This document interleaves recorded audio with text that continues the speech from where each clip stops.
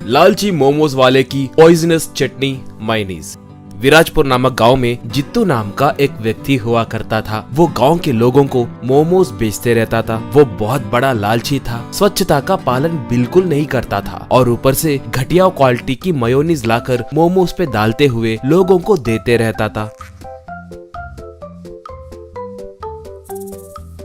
इससे ज्यादातर उस गांव के बच्चों की तबीयत खराब होती रहती थी। एक बार जित्तू के पास विजय नाम का एक कस्टमर आकर मोमोज पूछा।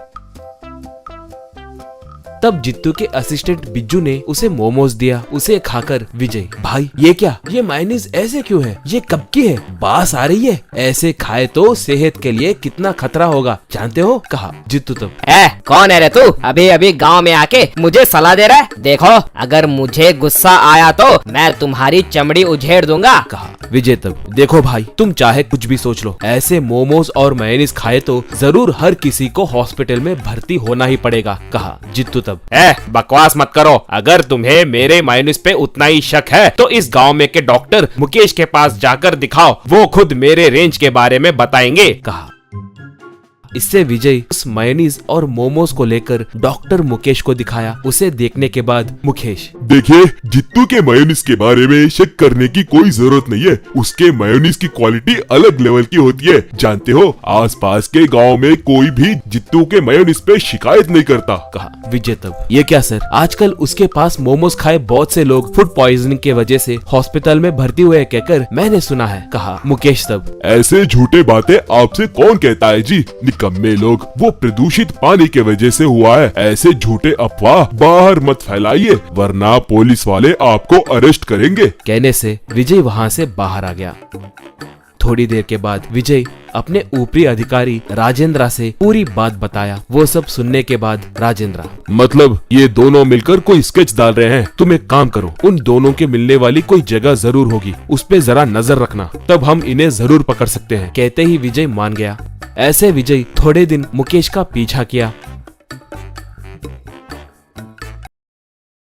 एक बार मुकेश को बार को जाते हुए देखकर विजय उसका पीछा किया। बाद में मुकेश बार के अंदर जाकर वहां पर मौजूद जित्तू से मिला और जित्तू को थोड़े पैसे दिया।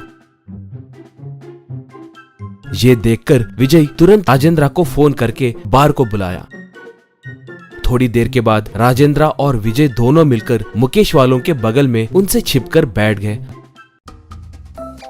थोड़ी देर के बाद मुकेश और जित्तू बहुत दारू पिए। अब जित्तू मुकेश से, क्या सर आप दिन ब दिन पैसे कम कर रहे हैं, ऐसा ही चला तो कैसे। परसों 25 फूड पॉइजनिंग केस आए ना सर, उसमें आपको 5 लाख रुपए मिले हैं, मुझे आप सिर्फ 10,000 रुपए ही दे रहे। हम गरीब लोगों पे दया दिखाइए सर, हम दोनों पार्टनर्स हैं ना, कहा। मुकेश तब, क्यों तुमने मेरे अस्पताल में अपने आदमियों को रखा क्या, बराबर हिसाब बता रहे हो, कहा। जित्तू तब, आप भी ना सर, मैंने किस किस को घटिया मेयोनीज दिया है मुझे पता नहीं क्या, मेरे हिसाब मेरे होते हैं। वैसे भी अस्पताल में भर्ती हुए लोग एक हफ्ते के बाद मेरे पास आकर अस्पताल का बिल कितना हुआ मुझे हिसाब बताते हैं, ये साधारण बात है सर, कहा। मुकेश तब, हाँ मगर मेरे अस्पताल का भाड़ा और दूसरे खर्चे भी रहते हैं ना, अगली बार बढ़ाऊंगा, मगर इस बार थोड़ा संभल के मेयोनीज डालना, ज्यादा दस्त होकर ज्यादा दिन हॉस्पिटल में भर्ती हुए जैसे देखना। कहते ही राजेंद्र झट से खड़े होकर,